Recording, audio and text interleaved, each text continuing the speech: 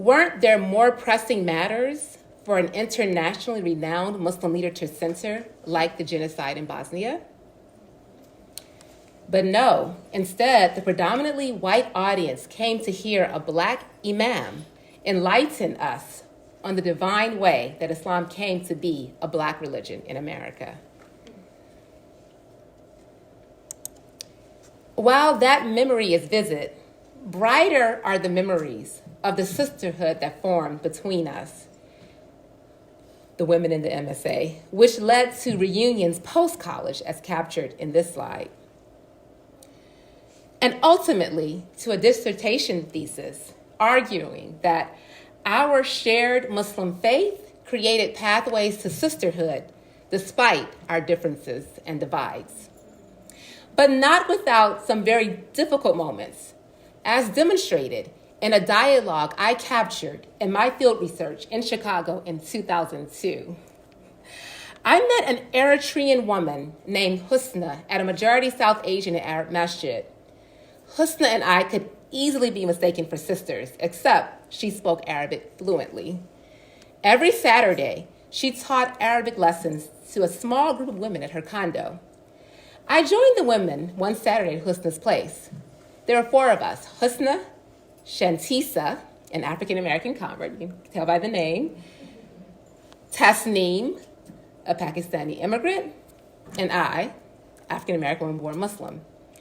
After the Arabic lesson, I turned to Shantisa to ask her how comfortable she felt as an African-American woman attending the majority Indian and Pakistani mosque where she and Husna had first met.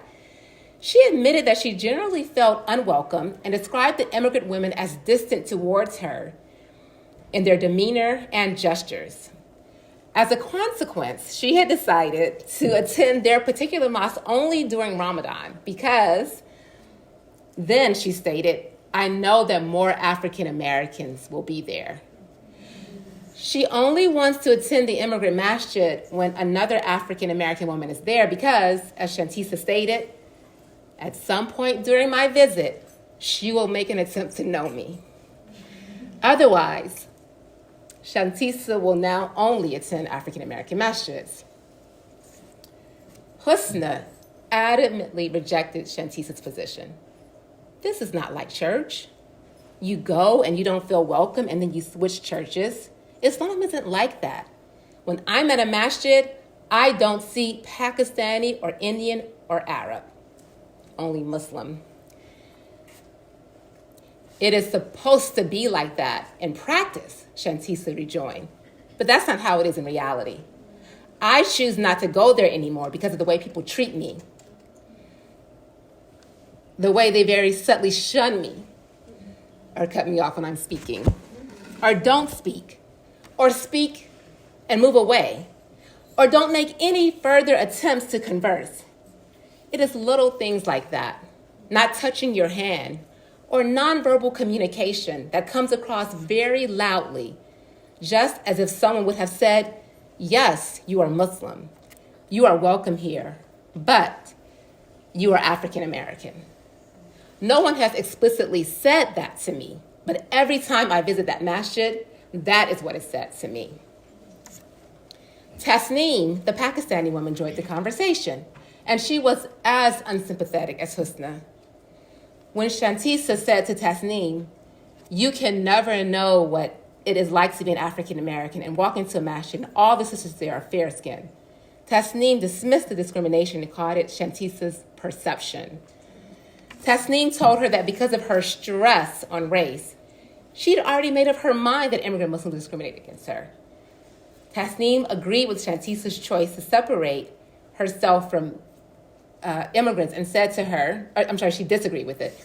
And she said to her, why do you have to live like that? Why can't you just live as a Muslim? Shantisa responded that she wished that she could be seen as just a Muslim, but that others refused to see her as just a Muslim. She said, my reality is that I will always be viewed as differently from you. You will always be seen in some way as a Muslim first, as an Eritrean Muslim, as an Asian Muslim. On the other hand, I will be viewed first as an African American in this country, and in whichever masjid we go, and in a way filled with negative connotations and looked down and shunned upon. In contrast to this moment, characterized by lack of understanding and insensitivity, I also captured during my field work more hope-filled moments, like this one, in which a Dacey college student countered her immigrant mother's negative perceptions of African Americans. As the South Asian auntie, when explaining why she lives in the suburbs, so as she explained why she lives in the suburbs, she said this to me. Plus, I had a bad experience when we lived in the city. African American children would beat up on my kids, she said. But Mom, that is really a big stereotype. That is a really big stereotype because white people beat up on children too, Nasreen, her daughter, protested.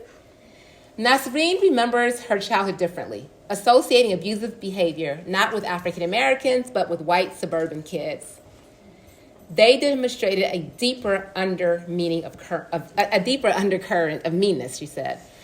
I wore hijab in high school, so I knew exactly how kids treated other kids that they thought were different. They made their life miserable.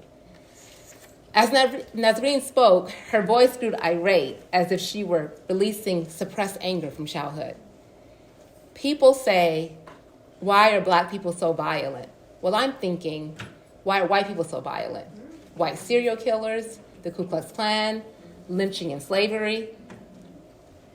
She said, enumerating the acts of violence and speaking more and more emphatically. Segregation, Jim Crow laws. I mean, if that wasn't violence, what was? Nasreen's comments demonstrate the way in which education and knowledge of black history can create a shift in how non-black Muslims regard their black religious counterparts.